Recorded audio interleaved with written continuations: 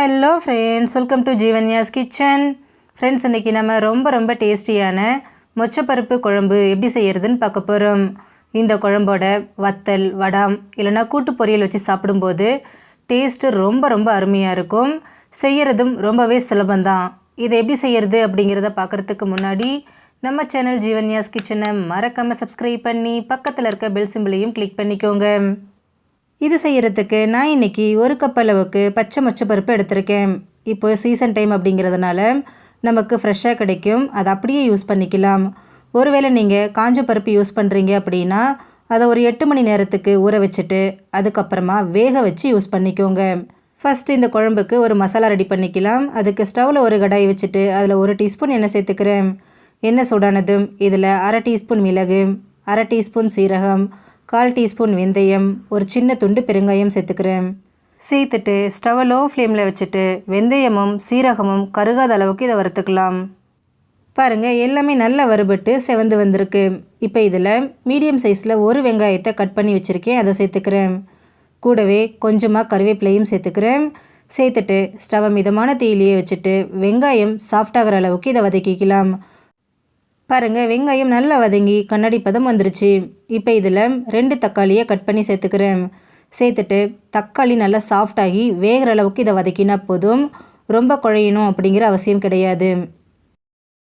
பாருங்கள், நம்ம சேர்த்த தக்காளி குழையில, ஆனால் நல்லா வெந்து சாஃப்டாகி வந்திருக்கு இல்லையா? இந்த ஸ்டேஜில் நம்ம ஸ்டவ் ஆஃப் பண்ணிக்கலாம். ஆஃப் பண்ணிவிட்டு இது முழுமையாக ஆறுனதுக்கப்புறமா இதை அப்படியே ஒரு மிக்சர் ஜாரில் சேர்த்துக்கோங்க. சேர்த்துட்டு தண்ணி எதுவும் சேர்க்காமல் நல்லா நைஸாக அரைச்சிக்கோங்க. பாருங்கள், எந்த அளவுக்கு நைஸாக அரைக்க முடியுமோ அந்த அளவுக்கு நல்லா நைஸாக அரைச்சிக்கோங்க. இப்போ இது அப்படியே இருக்கட்டும். இப்போ திரும்பவும் ஸ்டவ்வில் கடாய் வச்சுட்டு அதில் 2 டேபிள் ஸ்பூன் கடலை எண்ணெய் சேர்த்துக்கிறேன். எண்ணெய் சூடானதும் இதில் 1 டீஸ்பூன் கடுகு, 1/4 டீஸ்பூன் வெந்தயம் சேர்த்துக்கலாம்.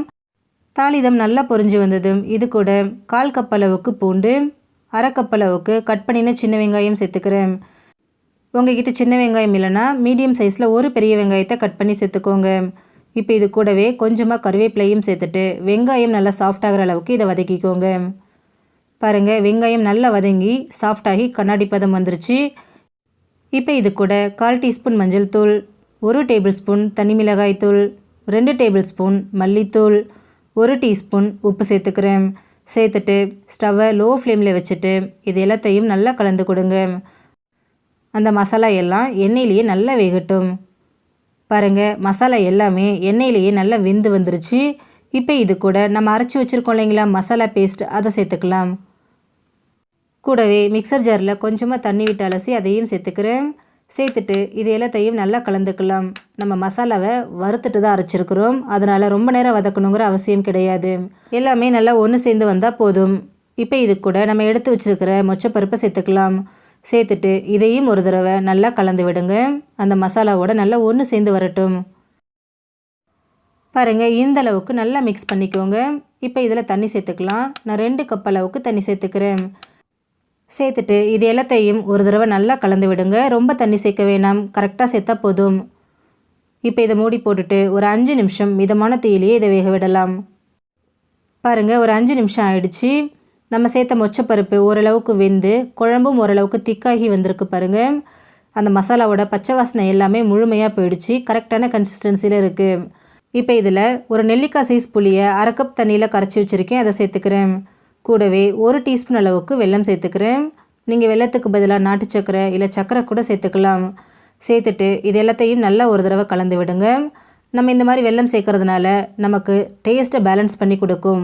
அதனால் சேர்த்துட்டு ஒரு 2 நிமிஷத்துக்கு கொதிக்க விடுங்க.